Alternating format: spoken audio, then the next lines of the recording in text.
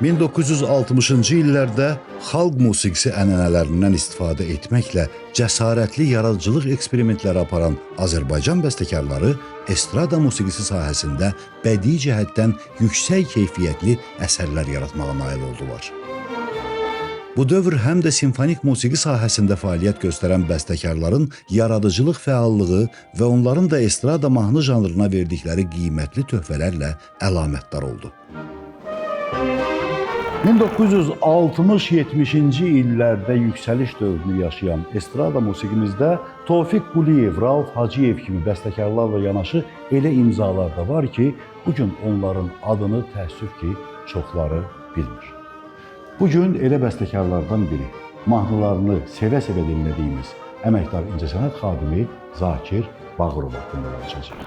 Zakir Bağırov daha çox akademik janrlarda qoyub getdiyi irsə baxmayaraq, onun Azərbaycan estradasının formalaşmasında, Azərbaycan estrada sənətində, Azərbaycan estrada musiqisində milli üslublu və yeni janr nəfəsli nümunələrin yaranmasında böyük rolu vardır. Çox heyrətamizdir ki, akademik janrlarda həm vokal nümunələr, həm romanslar, vokal silsilələr, mahnılar bəstələmiş, eyni zamanda həm konsert janrında müxtəlif alətlərin salisliyi və xalq çalğı alətlərinin müşayiəti ilə yazılmış konsert janrında əsərlər bəstələmişdi. Onun xoşbəxtliyi ondan ibarət idi ki, o vaxt o Üzeyir Hacıbəyli ilə tanış olur, daha doğru müəllimləri olur. Üzeyir Hacıbəyli özünün Azərbaycanda oxuyan istedadlı tələbələrini Moskva Dövlət Konservatoriyasına yönəldirdi ki, orada təhsillərini davam etdirsinlər. O vaxt Qara Qarayev idi, Cövdət Hacıyev idi, Tofiq Quliyev idi və bunların arasında Zakir Bağırov da var idi. Bizim nəslimizdə, misal üçün, Qara Qarayevdir, mən idim, Zakir idi, Cövdət Hacıyevdir. İlk dəfə Moskvaya oxumağa gedən, təhsil almağa Zakir idi.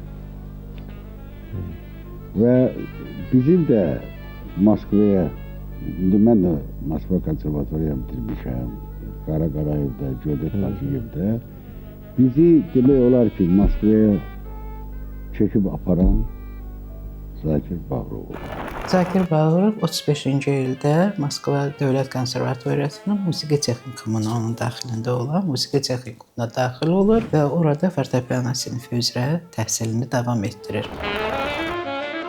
Azərbaycan professional vokal sənətinin banisi Bülbülün təşəbbüsü ilə yaradılmış elmi tədqiqat musiqi kabineti Azərbaycan xalq musiqisinin demək olar ki, bütün janrları üzrə zəngin material toplayan elmi tədqiqat qurumuna çevrilmişdi.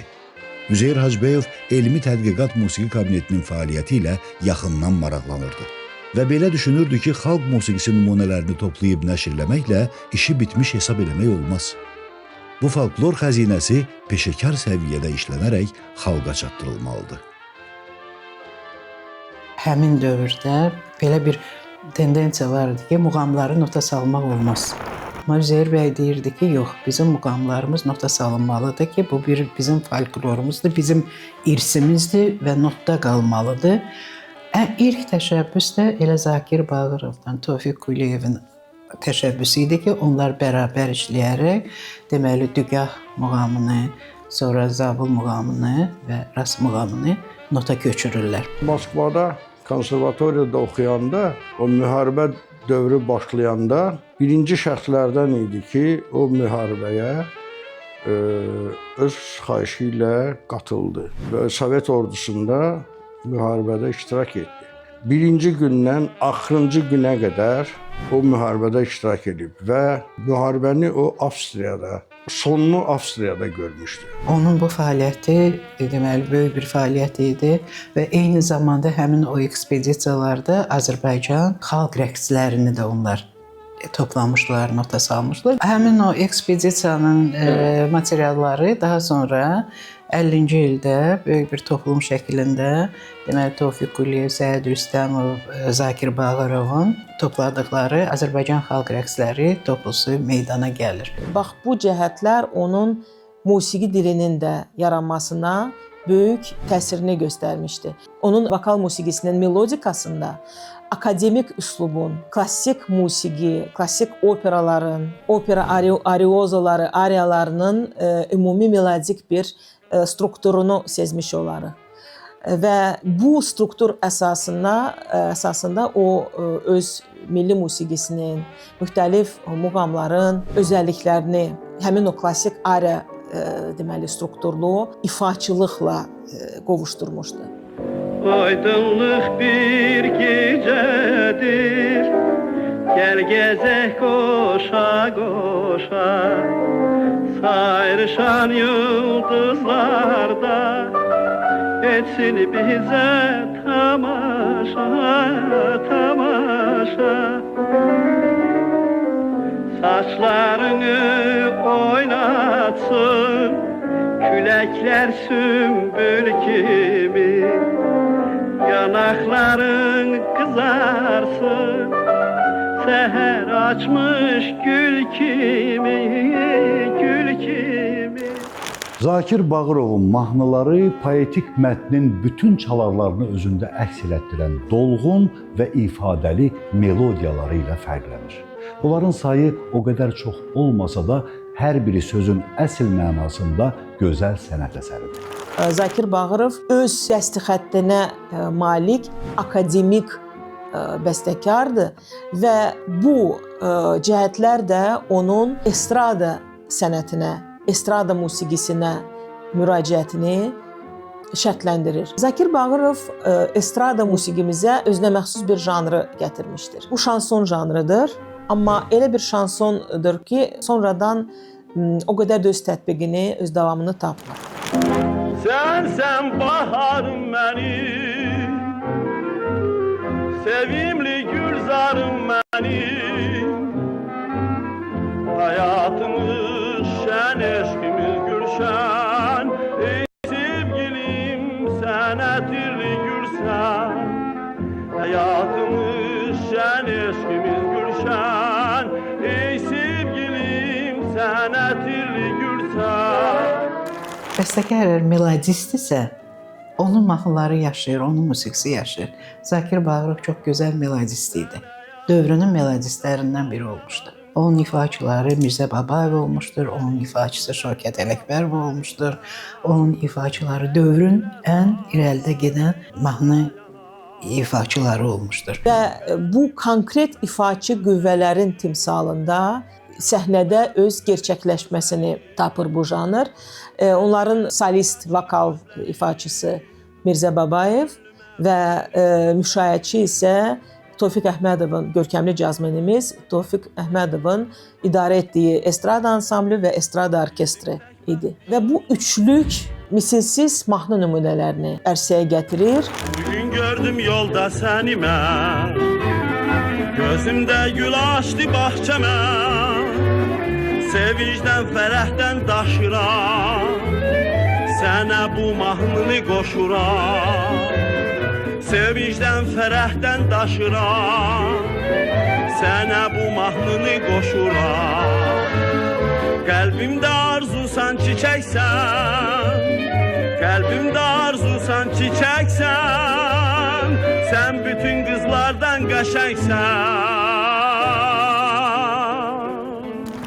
Həmin mahnılardan söz açarkən yenə də biz bəstəkarın daha çox klassik strukturda, klassik melodik relyefdə ariya, ariozo tipli melodikaya əsaslanaraq olduqca səmimi və eyni zamanda milli xırdalıqlar, milli bəzəklər, yəni milli ünsürləri də daxil edən bir üslubunu müşahidə etmiş oluruq.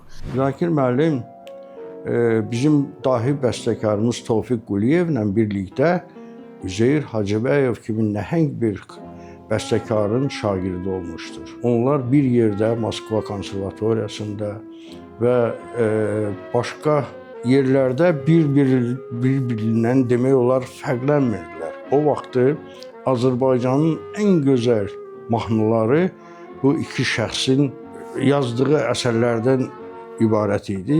Onun mən bir dənə söz deyim də, məsələn, çox vaxt Zakir müəllimin əsərləri ilə Tofiq Quliyevin əsərlərini səhv salırdılar. O qədər bunlar bir-birinə yaxın idi, özü yaxşı dost olmuşlar bunlar. Tofiq Quliyev rəsmən Azərbaycan musiqi sənətinə caz və estrada janrını gətirirsə, caz və estrada janrının banisi kimi çıxış edirsə, Zakir Bağırov bu istiqamətdə musiqi irsini zənginləşdirə bilən akademik bəstəkar kimi çıxış edir.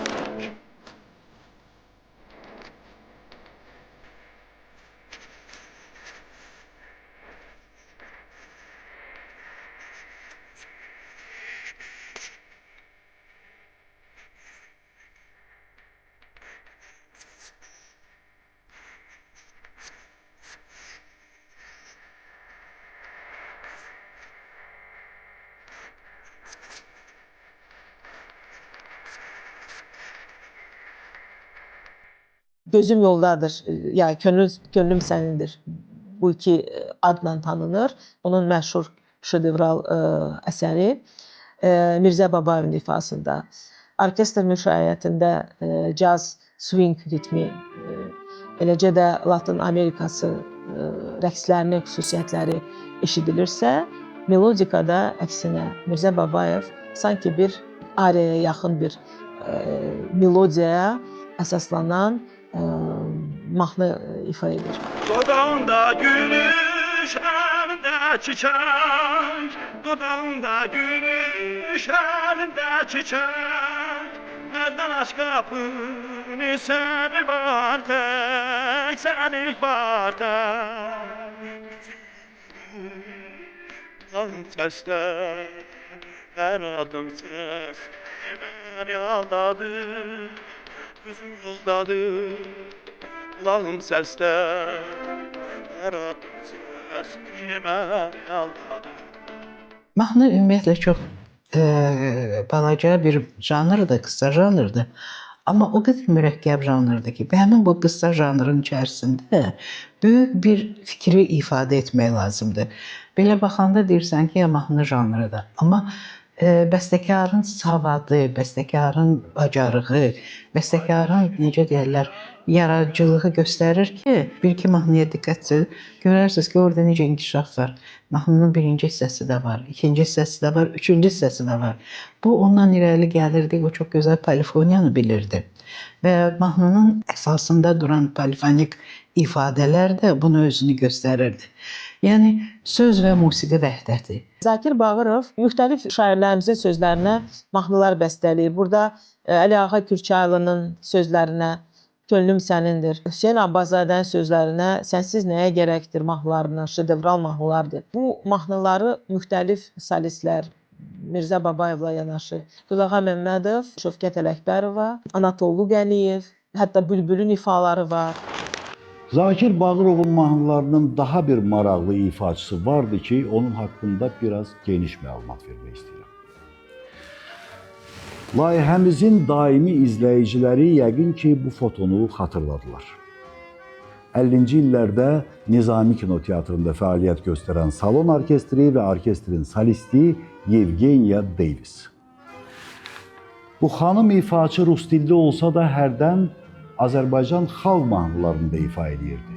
Mahnıların mətnini düzgün ifadə eləməsinə görə Şövkət xanım Ələkbərova ona kömək edirdi. 1958-ci ildə Zakir Bağırov özünün ən lirik nəğmələrindən biri Hardasan mahnısını məhz onun üçün yazmışdı. Gün battı yer qaraldı, gözüm yollarda qaldı. Səni səhərdən gözləyirəm mən, gəlib çıxmadın. Harda qaldın bəs sən, ay çıxdı buludlardan, əl çəkim ümidlərdən. Səni səhərdən gözləyirəm mən, gəlib çıxmadın, harda qaldın bəs sən. Keçdi yardan Mahnı da gözəldir, ifa da. Estrada mahnılarından başqa bəstəkarın xalq musiqisi adlarında bəstələdiyi elə nəğmələr var ki, onları ilk dəfə dinləyənlər bunun bir xalq mahnısı olduğunu düşünür. Bu da Zakir Bağırovun milli musiqimizin əsaslarına dərindən bələd olmasından və böyük istedadından xəbər verir. Göy çəməndə ötür turaz, sübh açılır, gülür yamaç, başındakı örpəyi aç, saçlarını yandara qız, ay qaşı gözü qara qız, qara qız.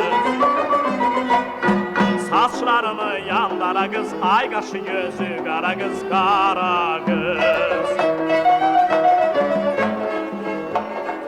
Ay nurunu salırkən də biz eyvanda görüşəndə, toyumuzdan söz düşəndə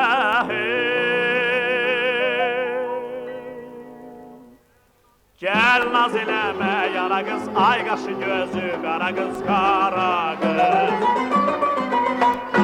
Zakir Bağırovun bir bəstəkar kimi fərqləndirən parlaq cəhətlər xalq musiqisini, milli musiqisinin dil sistemini, bizim məqamları, muğam-məqam sistemi, daha sonra muğamlardakı şöbələrin o xırdalıqlarını, yəni bu ümumiyyətlə milli musiqi sistemini gözəl bilməsi idi. Təəccüblü deyil ki, Zakir Bağırov öz mahnılarında da fərqli harmonik dönümlərə əsaslanır. Fərqli harmonik ahənglər tapa bilir.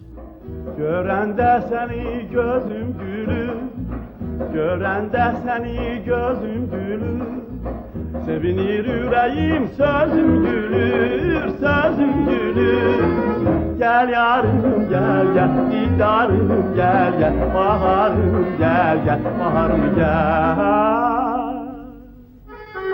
Gəl yarım, gəl, gəl, didarım, gəl, gəl, baharım, gəl, gəl, baharım, gəl.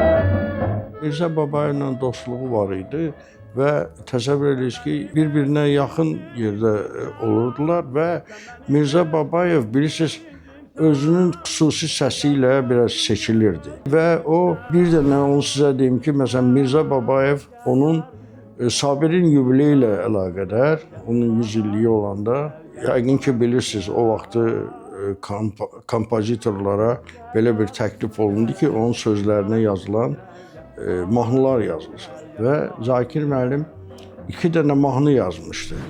Və böyük bir marağa səbəb oldu və bu Sabirin yubileyinə böyük bir hədiyyə oldu. Üzeyir bəy ənənəsini başqa bir səmtdə davam etdirir Zakir Bağırov. Əgər Üzeyir bəy lirik qəzəl janrında 2 şedevr əsər yaratmışdısa, Zakir Bağırov satirik qəzəl strukturuna əsaslanan Mirzə Rəhbər Sabirin Oxutmuram əl çəkin şeiri əsasında yeni bir tamamilə novator mahnı tipini yaratmış olur.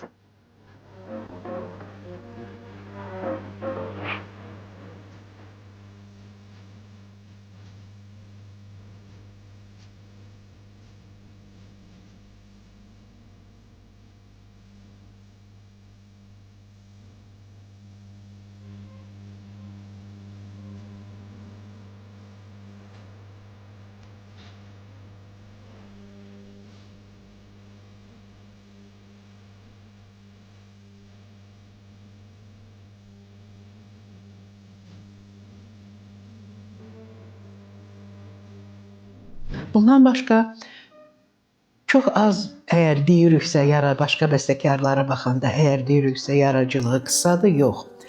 Operası da var, Aygün operası var. Yenə də ondan sonra Qoca Xottabiç, uşaqlar üçün yazdığı Qoca Xottabiç operası var. Musiqili komediyaları var, Qaynana musiqili komediyası. Bir də kəndimizin mahnısı, operettasıdır ki, bu da çox deməli dövründə çox məşhur olan operettalar idi. Bəstəkar Zakir Bağırov, rəssam Böyükağa Mirzəzadə, librettonun müəllifi Məcid Şamxalov, rejissor Niyaz Şərifzadə səmərəli yaradıcılıq mübadiləsi keçirirlər. Qaynana rolunu tamaşaçıların sevimlisi Nəsibə Zeynalova ifa edir. Şükür olsun Allah'a, ağzıma çaktım daha. Kurbanım beni kalsana. Tez onu çaktır beni. Nesline kurban olur, nesline kurban olur. Ən onun şah əsəri Aygün operası idi. Aygün operası orada möhtəşəm mahnılar və mahnılardan ibarətdir. Onu da yəqin ki, Azərbaycanda həm onun bədii filmini, həm də onun operasının iştirakçıları şahid olublar ki, bu çox dərin, mənalı musikisi olub.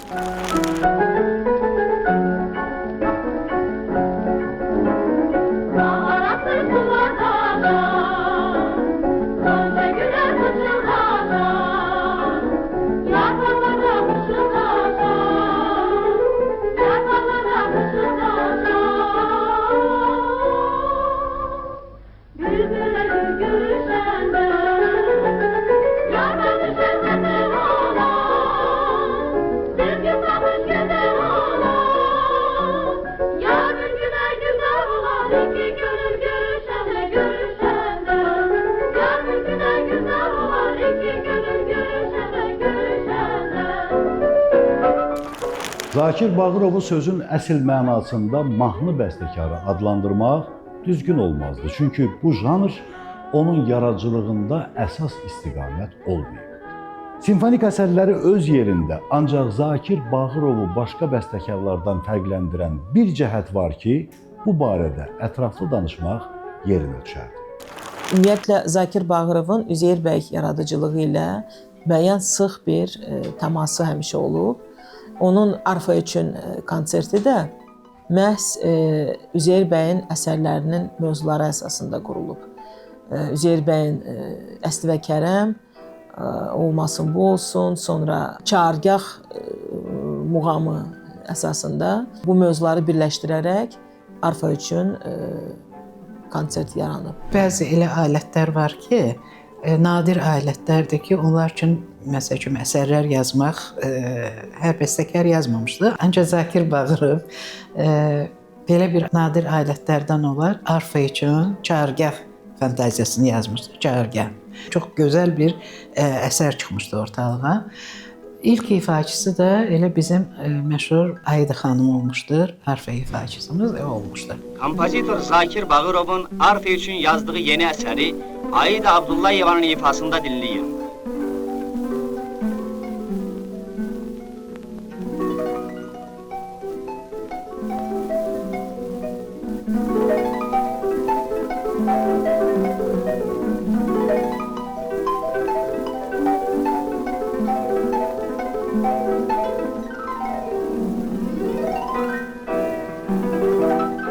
Çox çətin bir instrumentdir, musiqi alətidir. Onun üçün hər adam yaza bilməz. O dərəcədə bilməlisən ki, ona o qədər yaxın olmalısan ki, onun üçün nəsə musiqi bəstələyəsən. Zakir müəllimin arfa üçün 3 və ya 4 dənə əsərləri var ayrı-ayrılıqda. Hamısı möhtəşəmdir. Ən uğurlusu Çağırgahdır. Çox gözəl bir arfada Azərbaycan melodiyası elə bil ki, o arfanı bizə doğmalaşdırır. Belə bir adam necə sevinməsin məsələn?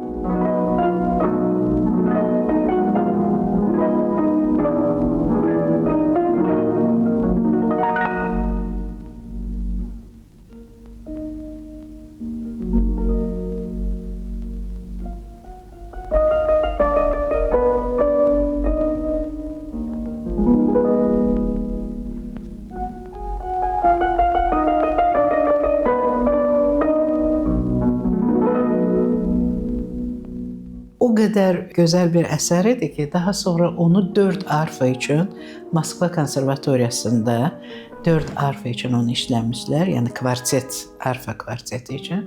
Bu da Azərbaycan musiqi tarixinə yazılan ilk əsərlərdən biridir. Və demək olar ki, son əsərdir. Azərbaycan bəstəkarlarının yazdığı əsərlər arasında. Necə vaxtilə Asaf Zeynallı muğam sayağını yazmışdı skripka üçün. O cürnədə Azərbaycan musiqi tarixində daxil olan əsər muğam sayarlı skripka üçün, Zakir Bağırovun yazdığı arfa üçün yazdığı çağırgan.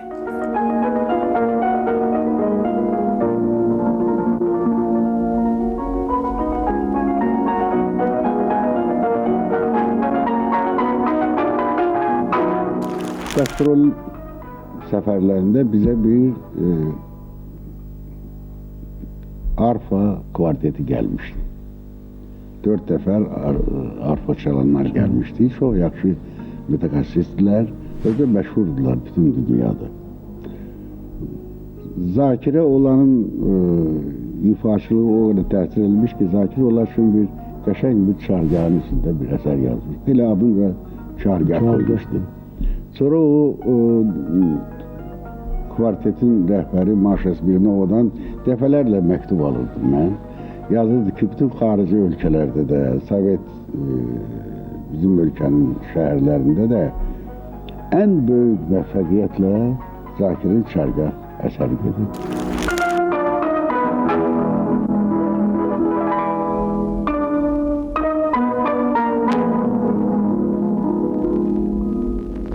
Moskva televiziyası o vaxtı SSR-nin bir nömrəli məsələn televiziyası sayılan Moskva televiziyasında Zakir müəllimin mahnılarını verirdilər və əsasən orada 4 arfa üçün yazılmış əsəri var idi və onu bir neçə dəfə görmüşəm. O deməkdir ki, məsələn ona o vaxtı çox bəyənilirdi. Arfa üçün yazılmış əsər idi.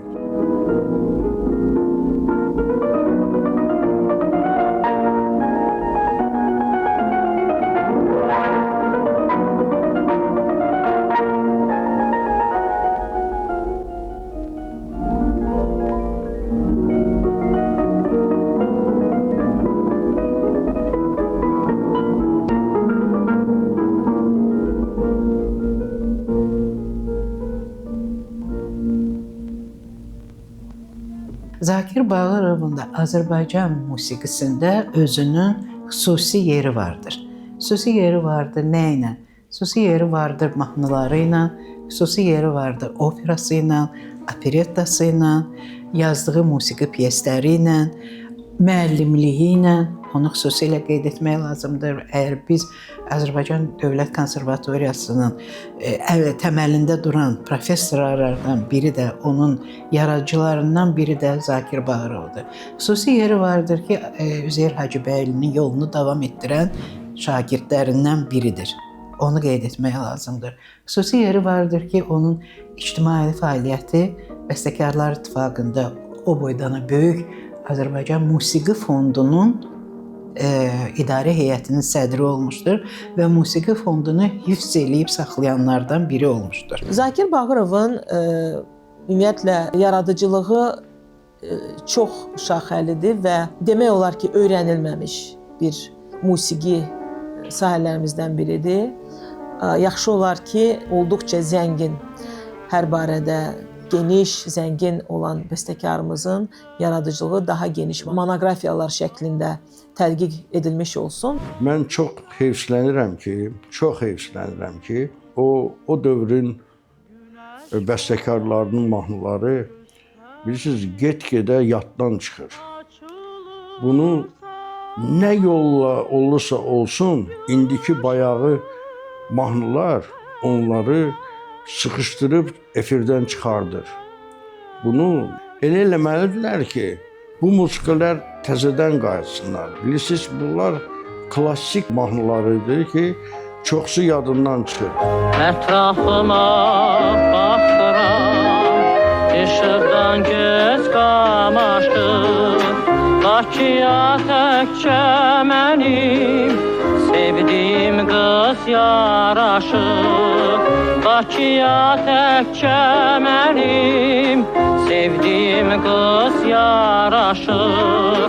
Mən ara gedirəmsə, xəyalımda o gülür. Şirin bir mahnı kimi ürəyimə süzülür. Gözəl illərlə yaşayacaq və musiqi tariximizə dəyərli örnək kimi daxil ola biləcək mahnı yaratmaq heç də asan iş deyil. Bunu yalnız musiqi istedadına, sözlə musiqinin ahəngini hiss eləmək bacarığına və ən əsası yüksək bəstəkarlıq qabiliyyətinə malik olan adamlar eləyə bilər. Məhz bu cəhətlərin məcmusu mahnının bir gün yoxsa illərlə yaşayacağına zəmanət verə bilər. Əgər siz də gözəl nəğmələrimizin yaradıcılarını, ifaçılarını xatırlamaq və ya tanımaq istəyirsinizsə, növbəti buraxılışlarımızı izləyin.